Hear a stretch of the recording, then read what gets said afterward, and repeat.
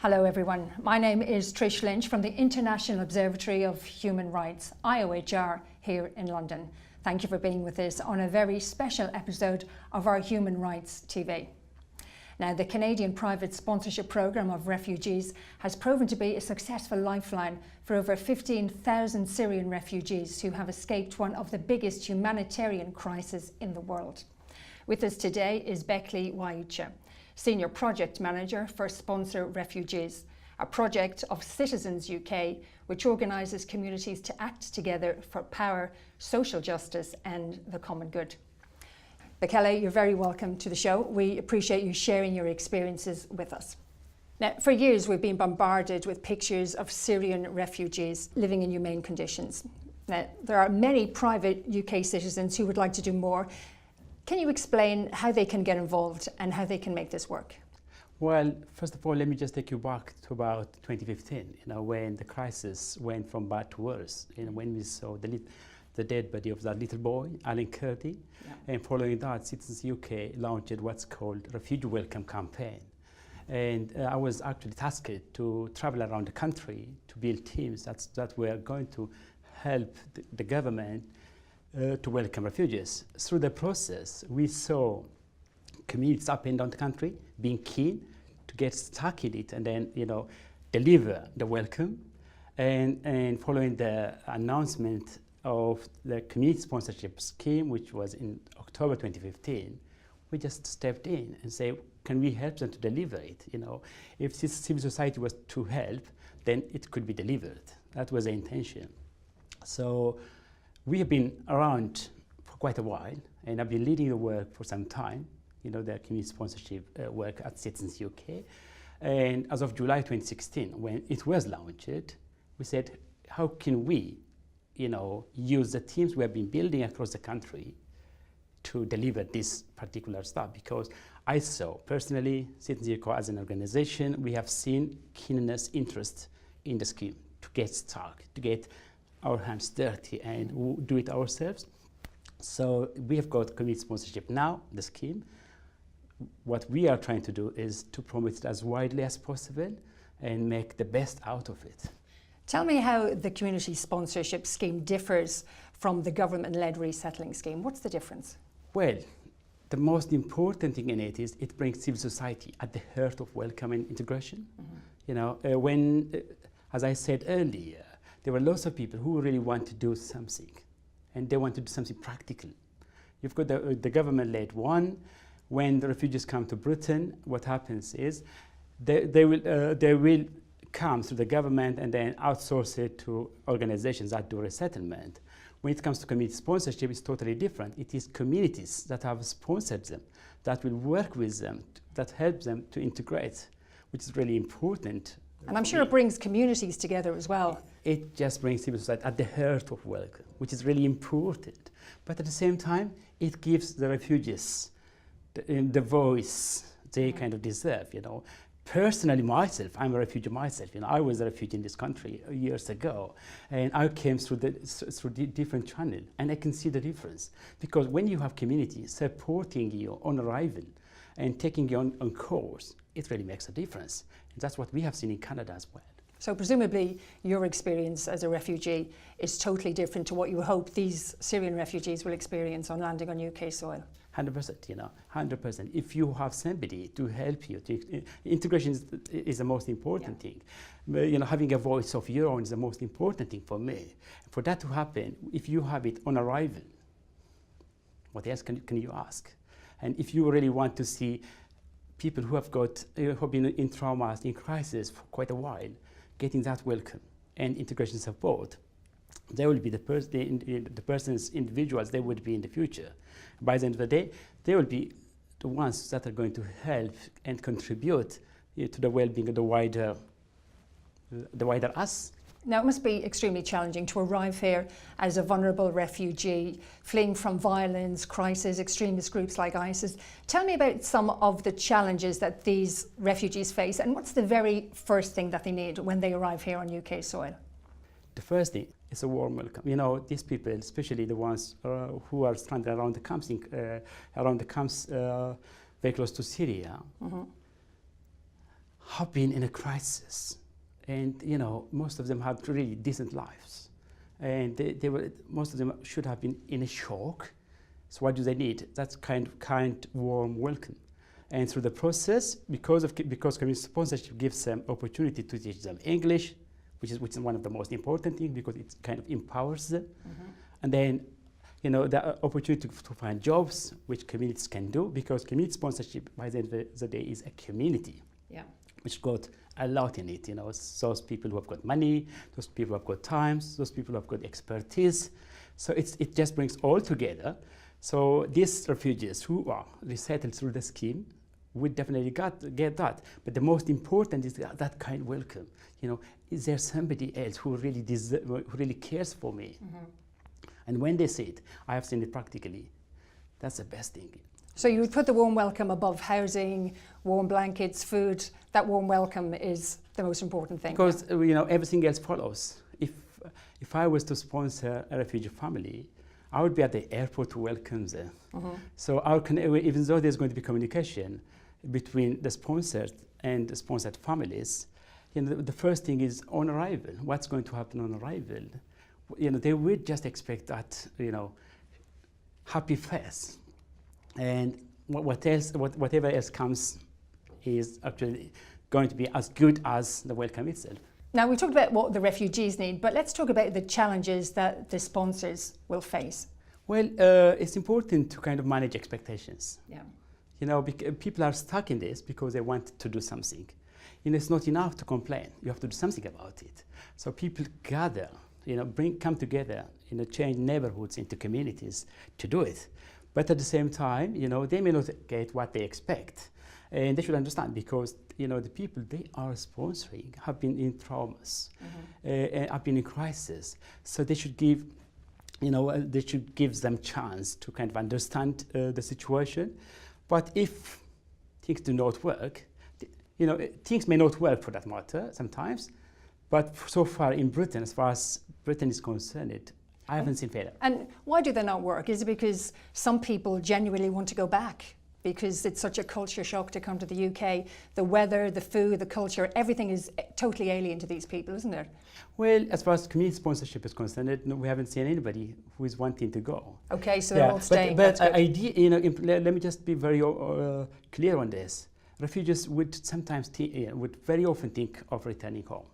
And I've heard many Syrians saying, we'll go home one day when things actually change. But what happens when you get used to life in Britain? I'm too much in Britain, and I don't think I would go back. Even though I came here to seek asylum and then get protection, I haven't gone back to Ethiopia for about 10 years now. So that's what happens through the process. You get stuck in it and then get used to life. Now, let's talk about the Canadian model, because that's hugely successful. Okay. So far, they've resettled 15,000 Syrian refugees. Now, when you compare that to what's happening here in the UK, I think you said it was 17 families, which is roughly about 50 people. We have a long way to go to match that Canadian model, don't we? What can be done to bring us a bit closer? Well, we cannot compare ourselves to Canada. Canada has been doing it for the past 40 years. We only started in 2016. Mm-hmm. There's a lot to do. So the best we can do is to promote it. I went to Canada and studied it. I was there for a short period of time to see how it's really working. It's been a culture in Canada, mm-hmm. but as far as my understanding of the British public is concerned, it's really keen to do it. But at the same time, there's always cautiousness, the care, because it's a new scheme. Yeah. So there's a cautiousness from the government side, from the civil society side. But through time, it will definitely flourish. So let's say if we were to have 100 or so next year, by the next year, we are really good. Mm-hmm. We are really good because we only had 10 by July 2018. So after a year after the launch.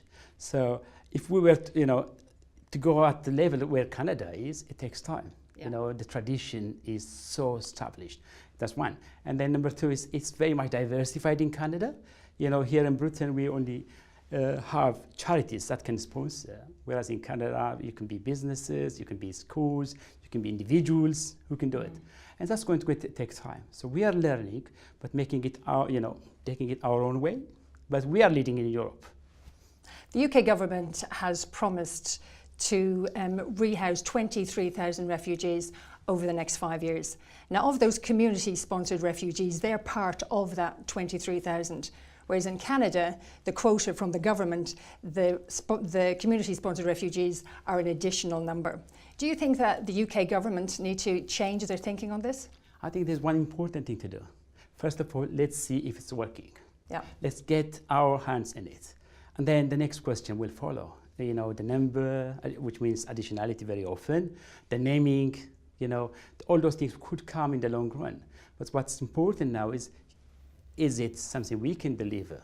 So at Sponsor Refugees, where I am, the new foundation, it's all about promoting it as widely as possible, offering trainings in the long run, getting as many applications as possible, providing as much support as possible. Then once all those applications have come in, once we have seen, you know, many successful stories, then subsequent questions would come. Okay. Now, tell me about the requirements that you have to pass for the Home Office in order to qualify to rehouse a refugee family. Well, one of the most important things is actually you need to be a community. In Britain, we have got a community sponsorship. So it should bring communities together and the interest to do it, willingness to do it. Then you need to be a charity or work under the umbrella of a charity. And then you need to be able to raise at least £9,000 if you were to bring in a family. Family, in a sense, is a husband and a wife, and then children come for free for that matter. And then you need to get consent from the local authority. So you should work around these things to really make it. Are the government helpful in the application process? And once the family arrive, do you get the help that you need? They do. They are actually helpful. As I said, everybody is learning. Yeah. And the government is learning more from civil society because civil society are doing it, they are stuck in it. So they have what you call the proven experience in their hands. But there will always be challenges, you know, around benefits and so on and so forth. But it's going to take time to kind of sort it.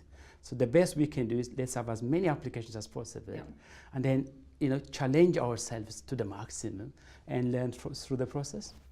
My understanding is that refugee families in Canada are under the care, financial and emotional care of the community for at least a year or until they become independent. Is this the same in the UK? Well, in the UK, what happens is community sponsors will raise £9,000. Yeah. And when there's crisis, they will step in and then help.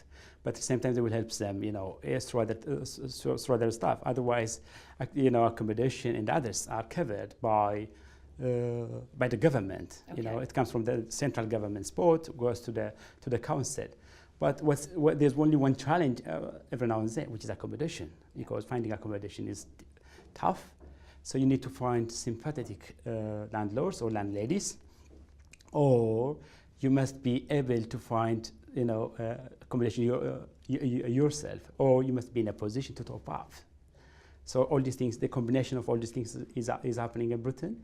So the responsibility in the community is more of integration, and bringing them on board, and, you know, giving them that first welcome experience, and then giving them that chance to be the persons, individuals they should be.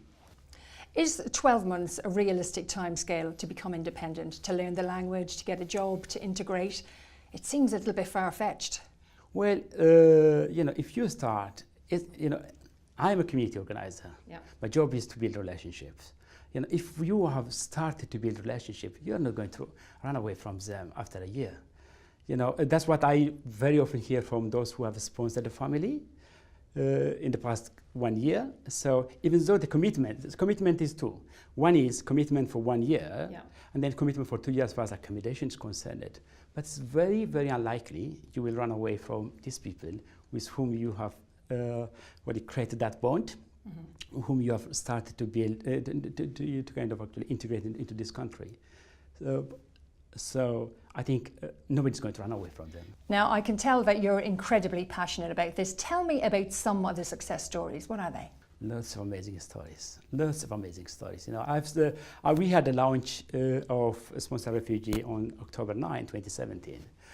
And one of the things we had to have was actually having the test of Syria.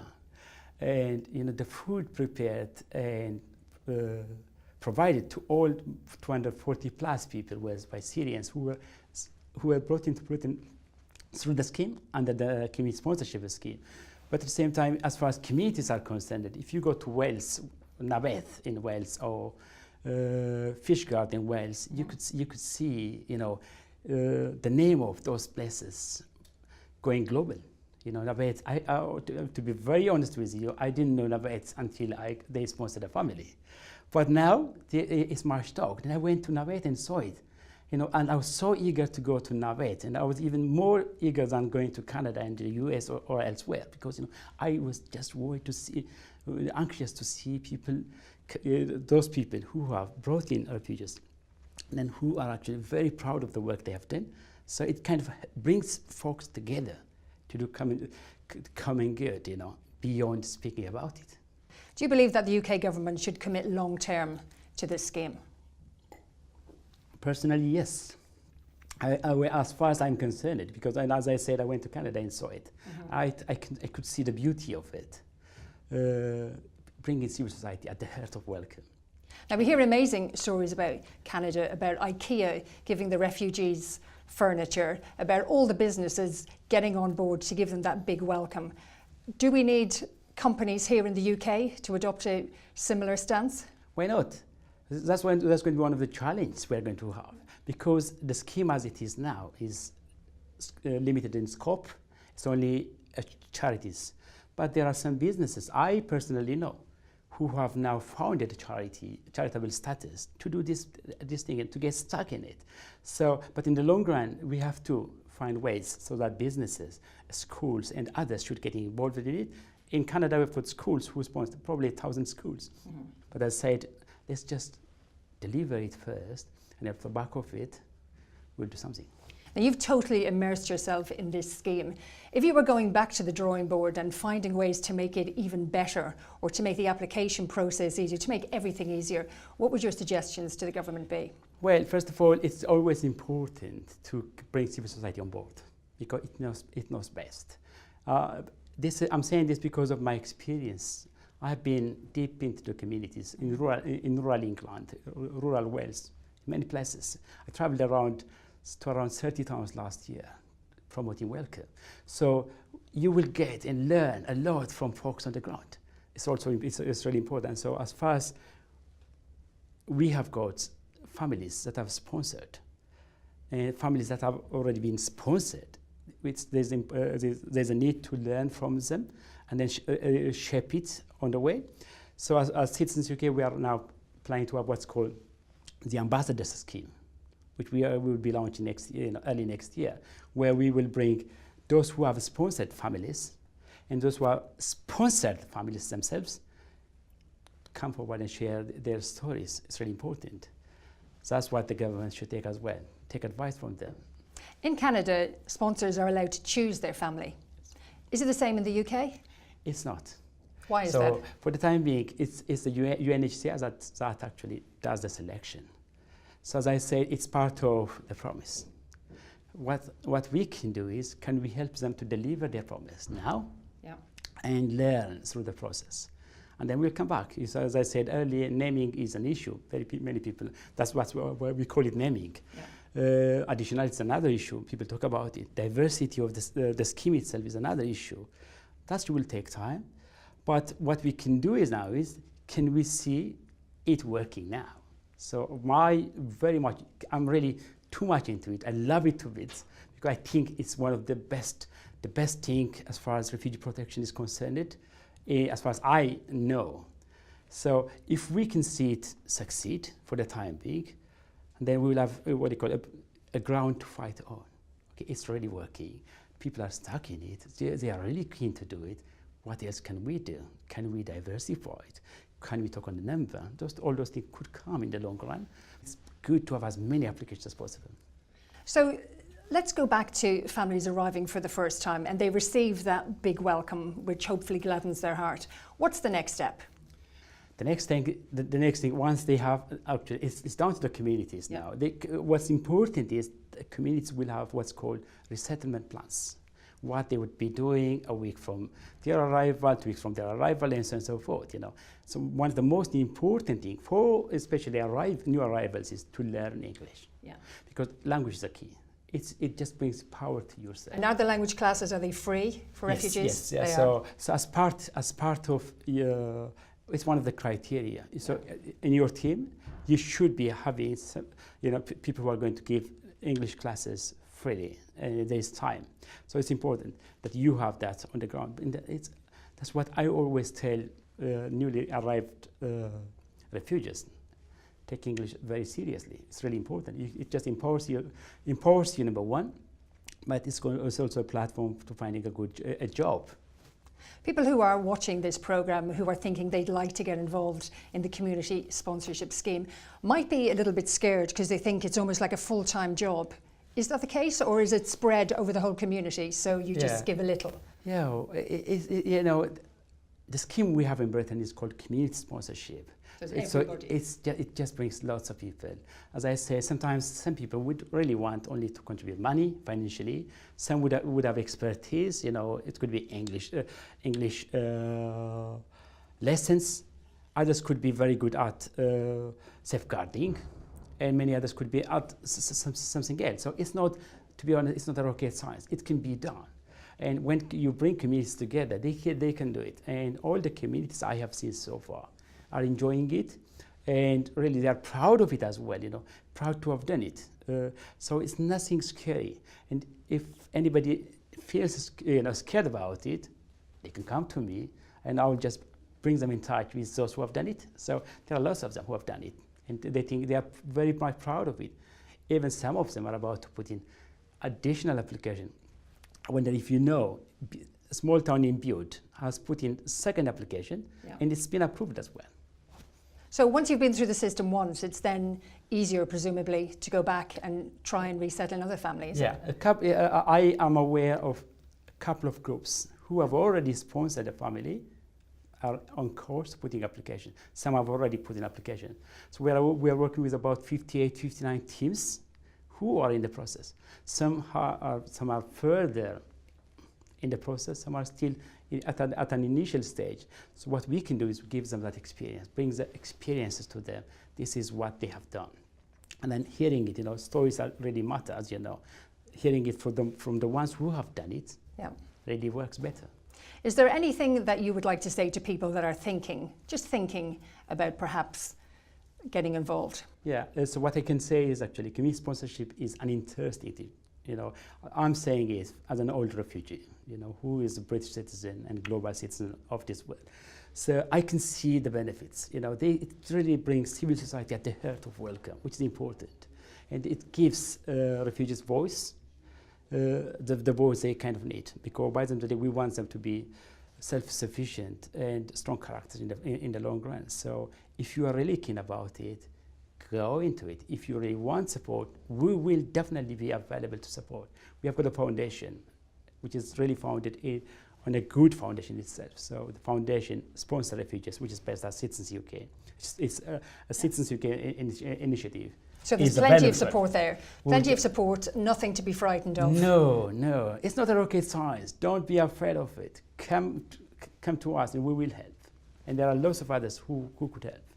Bekele, it's been absolutely fascinating. Thank you very much for joining us today, and we will definitely be keeping abreast of what's happening next. Thank you. Thank you. Thank you for watching IOHR TV. You can also keep up to date on our website and social media. Join us again for our next episode. IOHR, putting human rights into focus. Until then, goodbye.